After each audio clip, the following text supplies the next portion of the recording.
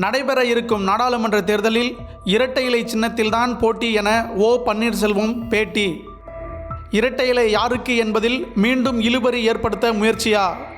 எடப்பாடி பழனிசாமி அல்லாத ஒன்றுபட்ட அதிமுகவை அமைக்க முயற்சிக்கிறதா பாஜக? ஒற்றை தலைமையை நோக்கி அதிமுக நகர்ந்ததும் முன்னாள் முதல்வராக இருந்த ஓபிஎஸ் உட்பட அவரது ஆதரவாளர்கள் அனைவரையும் கட்சியிலிருந்து நீக்கினார் எடப்பாடி பழனிசாமி. பிறகு நடைபெற்ற ஈரோடு இடைத்தேர்தலின் போது தனக்கென வேட்பாளர் அறிவித்த ஓபிஎஸ் பாஜக சமாதானப்படுத்திய பிறகு வாபஸ் பெற்று இரட்டை இலை சின்னம் மட்டுமே போட்டியிட சம்மதம் என அறிவித்தார். பலமுறை ஓபிஎஸ், டிடிவி, சசிகலா ஆகியோரை ஒருங்கிணைத்து ஒன்றுபட்ட அதிமுகவை கொண்டு வர வேண்டும் என பாஜக முயற்சி செய்தது. ஆனால் அதற்கு எடப்பாடி பழனிசாமி இடம் கொடுக்கவில்லை. அந்த முயற்சி முழுக்க கைவிடப்பட்டது. இந்த நிலையில்தான் அதிமுக தொண்டர்களின் உரிமை மீட்பு குழுவின் மதுரை மாவட்டத்திற்கான சந்திப்பு நேற்று நடந்தது.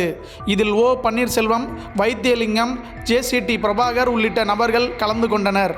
கூட்டத்திற்கு பிறகு செய்தியாளர்களை சந்தித்த ஓபிஎஸ், நாடாளுமன்ற தேர்தலில் இரட்டை இலை சின்னத்தில்தான் நாங்கள் போட்டியிடுவோம் என கூறியிருப்பதை முக்கிய நிகழ்வாக பார்க்கின்றனர் அரசியல் நோக்கர்கள். நாடாளுமன்ற தேர்தலில் தனி சின்னமா என்ற கேள்விக்கு இடம் இல்லை என கூறும் ஓபிஎஸ், டிடிவி தினகரன், சசிகலா ஆகியோர் ஒன்றிணைந்து எனக்கு பவர் கொடுத்து விட்டனர் என்றும் கூறியிருக்கிறார் ஓபிஎஸ்.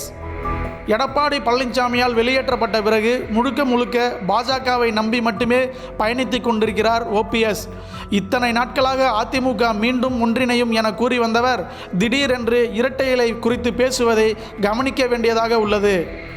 டெல்லியின் ஆசி முழுமையாக கிடைத்துவிட்டதாகவும் பாஜகவின் ஆலோசனையின்படி மீண்டும் சின்னம் குறித்து புதிய வழக்கை விரைவில் ஓபிஎஸ் தாக்கல் செய்வார் என்றும் சின்னம் குறித்தான இறுதி முடிவை தேர்தல் ஆணையம் எடுக்கும்படி பாஜக பார்த்து கொள்ளும் என்றும் கூறுகின்றனர் அரசியல் விமர்சகர்கள்.